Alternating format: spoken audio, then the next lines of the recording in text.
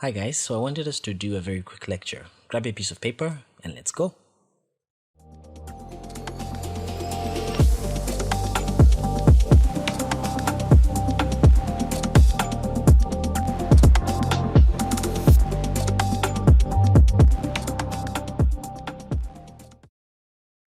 Hello and welcome to MK's Medical Review Series. My name is Dr. Moses Kazevu. This is a series on my YouTube channel where we look at medical topics in depth. Today we're going to be looking at a very important topic in pediatric genetics, Down syndrome. If you haven't yet subscribed to the channel, please hit the subscribe button, hit the bell notification icon to receive notifications of such videos every time I post.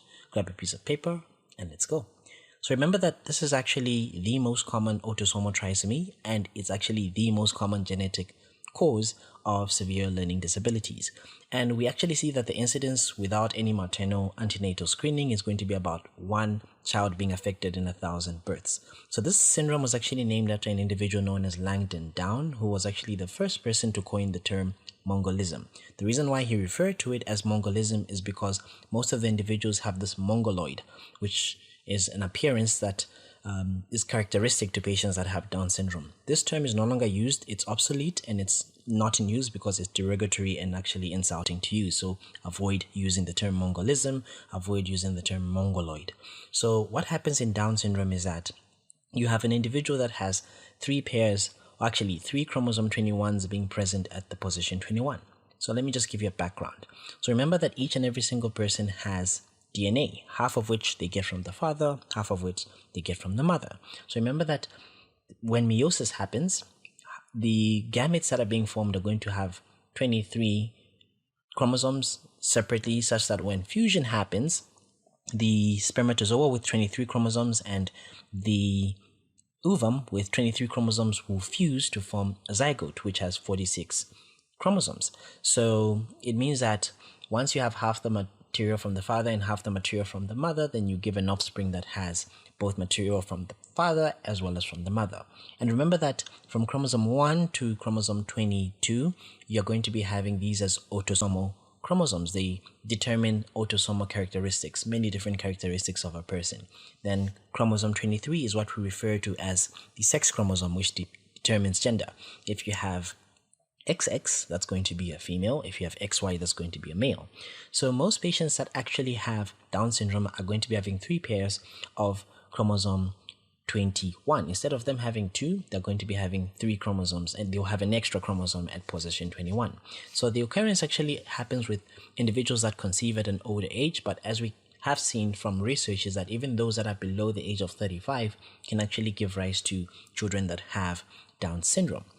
So this is actually attributed to the fact that women, when you look at the development of the oocyte actually develops when the female is actually intrauterine. So it means that this oocyte that has now become the Graafian follicle later on in the fetal life is going to persist throughout the entire female's life until it goes under full maturation, and then it's released through the menstrual cycle, and then it gets fertilized. So think about all the harmful things that this oocyte could have been exposed to, all the radiations, all the chemicals that this female is going to be exposed to, which is why in most of the cases it is much more common with mothers who are increasing in maternal age to give rise to babies that have Down syndrome as opposed to those that are younger. Then on the contrary, it's not only with mothers, but it can also be as a result of the father. So remember that sperm actually have a shorter lifespan, so they are less commonly affected than the oocytes, but there is also a risk of the Down syndrome being as a problem that is caused by the father. Most people just assume that it's a problem that's going to be seen with the mother. So looking at the cytogenetic studies, we can actually have the extra chromosome 21 that may result as of three possibilities. So you may have meiotic non-disjunction, which is seen in 94% of the cases, translocation, which is seen in 5%, mosaicism, which is seen in 1%. And out of these three, it's only translocation where you actually need to take a karyotype of the parents. So these are the two types, no need to take a karyotype of the parents, but with translocation you need a karyotype of the parents. So what happens in meiotic non-disjunction? Like I said, this is the most common type, so 94% of the cases. So remember, what happens in a normal individual?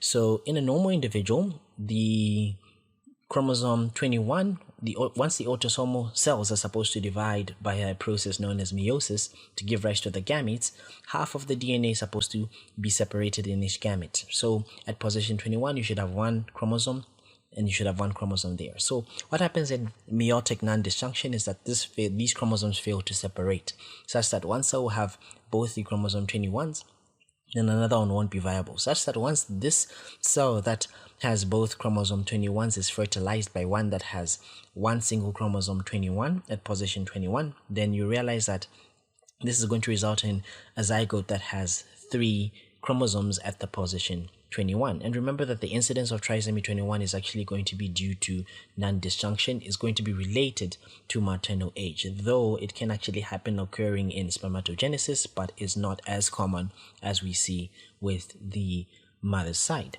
So what about translocation? So this is going to be occurring in about 5% of the cases. So here you're going to be having this extra chromosome 21, which is joined to another chromosome.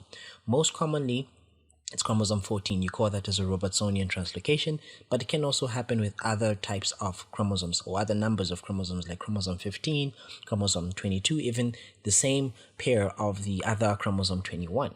So remember that here this may present in a phenotypically normal carrier with 45 chromosomes where you have 2 chromosomes be joined to one, or it can happen in someone with Down syndrome and they have a 46 pairs of chromosomes but 3 copies of chromosome 21 material. And remember here, this is the type of genetic abnormality where you actually need to actually do a karyotype. So the parental chromosome analysis actually is recommended, since one of the parents may be a carrier of the translocation in a balanced form. 25% of the cases we actually see this, where there is rearranged genetic material in either the mother or the father, but there are no extra chromosomes, such that once the chromosomes have been rearranged and they fuse to form a gamete, then you may give rise to a child that has trisomy 21. So in the translocation Down syndrome, the risk of recurrence is about 10 to 15% if the mother is the translocation carrier, and about 2.5% if the father is the carrier. And if the parents actually carry the rare 21 translocation, then all the offspring are going to have Down syndrome. If neither parent carries the translocation, then 75% of the cases, then the risk of recurrence is actually less than 1%. Then you have mosaicism, which accounts for less than 1%. So here some of the cells are normal, some of them are going to be affected by the trisomy 21. So this is usually arising after the zygote has already formed, such that some of the cells will have the non-disjunction at mitosis, while some of the other cells will appear normal. So phenotypically, this is actually a milder form of Down syndrome. So what are the risk factors? Like I already mentioned, advancing age. So 35 years, the risk is 1 in 350 births. At 40 years, 1 in 100 births. At 45 years, 1 in 30 births. And having a child with Down syndrome that had translocation is a risk of having another child with Down syndrome. Then, of course, you have carriers of the genetic translocation for Down syndrome. What are some of the clinical features? I will show you a picture very shortly in the next slide, but these are just all the features that I wanted to highlight on one slide. Apologies for making this quite bulky. So most infants are actually going to be hypotonic, but there are some clinical features that may actually give you the hint. And remember, some of these features, you may be able to spot them in a normal child. So it means you need to have a constellation of them. You don't just have to see like maybe 1 or 2 of these features and then conclude that the child has Down syndrome. So you need about 6 or 8 of the features for you to actually have that clinical suspicion that this child may have Down syndrome. So we'll begin from head to toe. So they may have brachycephaly, so the skull is shorter than usual. They may have a flat occiput. They may have a third fontanelle. They may have epicanthal folds, which is just simply a fold of skin that's going to be across the inner edge of the palpebral fissure. You may have upslanting palpebral fissures. We no longer call this as Mongolian slanting eyes, so we don't use this term. They may have brush-filled spots on the iris, like as if someone just painted the iris. I'll show you a picture of this. They may have a flat nasal bridge, folded or dysplastic ears, and open mouth. So they may have macroglossia, which is a protruding large tongue, microstomia, which is a small mouth. They may have a short neck.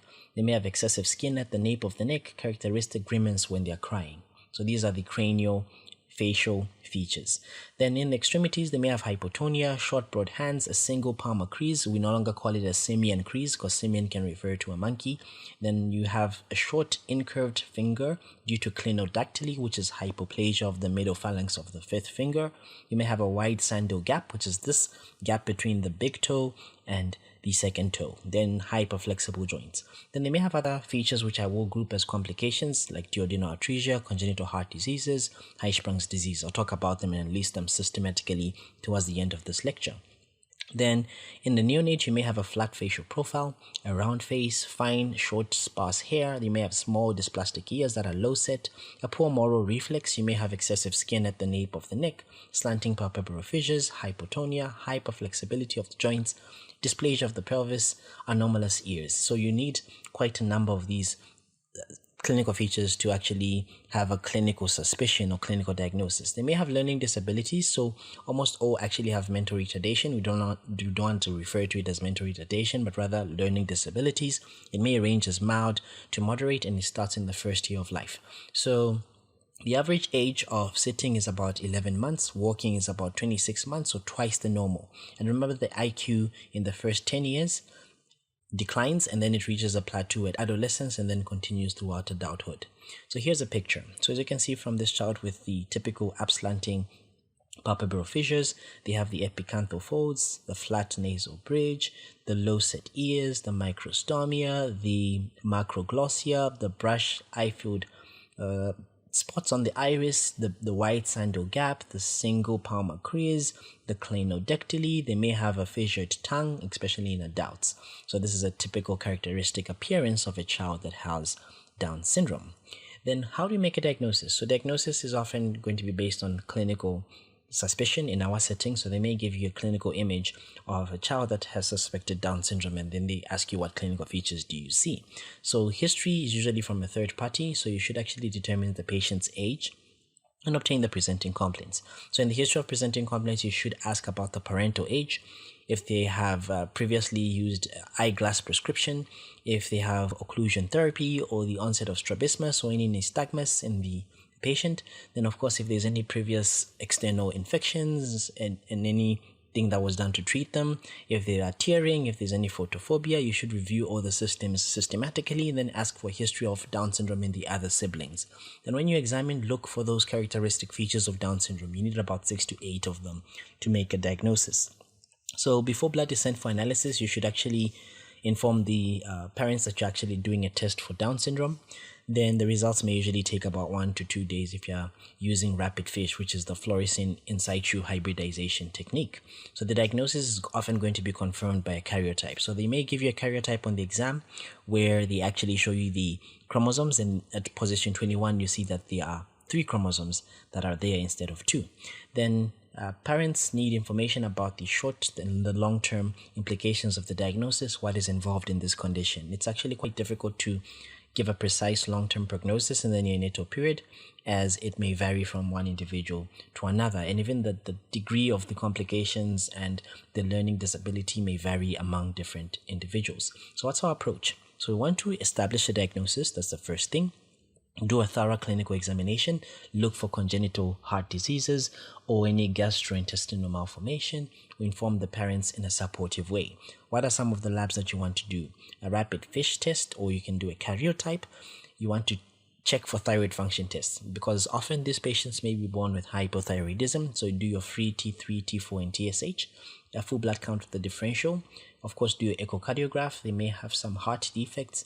You do a hearing screen. They may have some hearing abnormalities. A fundoscopy. They may have some eye problems. So we discuss the diagnosis and the management with the parents, and of course refer the parents to an infant intervention program or support groups that do support children that are living with Down syndrome. Then you conduct a follow-up meeting with the family. So what are some of the complications? I'll come from head to toe. So central nervous system, they may have delayed developmental motor milestones. They may have moderate to severe learning disabilities, early onset Alzheimer's. Later on, they may develop epilepsy. In the eyes, they may have cataracts, nystagmus, squint, and other abnormalities that are affecting the visual acuity. they may have a routine evaluation that's supposed to be done in infancy, and then after that they should be done yearly because of these eye problems. Then hearing, they may have unilateral or bilateral conductive or neurosensory deafness, or sometimes it may be mixed. 40 to 60% of them have conduction hearing loss, and they are prone to the serous type of otitis media. It's most common in the first year. So you should actually get a routine examination before 6 months of age, and then we do the examinations yearly. Then they may have some congenital heart disease. So 50% of them actually have endocardial cushion defects. So they may have isolated ASDs, VSDs. Sometimes they may have total absence of the septum. So you may actually hear a murmur when you actually auscultate the heart of this child. Other defects include a patent ductus atriosum. You have tetralogy of Fallot, mitral valve prolapse, aortic and mitral regurgitation. They may have actually heart disease that may be a significant factor in actually determining whether this child is going to survive or not. Then some alerting signs are going to be things like poor feeding, easy fatigability, dyspnea, diaphoresis, cyanosis, and a cardiac murmur. Then hematologically, patients with Down syndrome are going to be at risk of actually having some lymphoproliferative disorders such as acute lymphoblastic leukemias, acute myeloid leukemias, myelodysplasia, and even transient lymphoproliferative syndromes. They may actually have polycythemia, thrombocytopenia, and even erythroblastosis fetalis. In the GIT, 5% of the cases actually present with duodenal atresia. So the child is going to be typically presenting with a bowel-stained vomiting, abdominal distension, and you have this visible peristaltic wave. When you do an X-ray, you're going to see what is known as a double bubble sign. Then obstruction may actually also be caused by other things like congenital atresias, intrinsic stenosis, extrinsic stenosis, which may be secondary to an annular pancreas, for example, or even malrotation of the bowel in the bands. There is an increased risk of esophageal atresia, annular pancreas, pyloric stenosis, malrotation of the bowel, diverticulum of the stomach, even Hirschsprung's disease. You may have an imperforate anus, umbilical hernias, and there's a strong association with Down syndrome and celiac disease as well as cystic fibrosis. In the endocrine system, like I said, there is a high risk of hypothyroidism. So when they are born, it's recommended that you actually do free T3, T4, and TSH at first contact, and then do them yearly. There is actually a 3 times risk of diabetes mellitus later on. You may also do these antithyroid antibody tests in cases of ruling out autoimmune conditions. In the musculoskeletal system, there is a variable incidence of the atlanto-occipital subluxation. So lateral neck x-rays can actually be recommended between 3 to 5 years before actually surgery can be done. And they should actually remember that Down syndrome is actually associated with low birth weight, a small head circumference, and as well as a decreased length and growth rate in these individuals. Then of course the prevalence of obesity is much greater. The weight is less than expected for the length. Then of course obstructive sleep apnea can result from this obesity. In the skin, you may have palmoplantar hyperkeratosis, you may have seborrheic dermatitis, a fissured tongue, which is geographic tongue, xerosis, which is dry skin.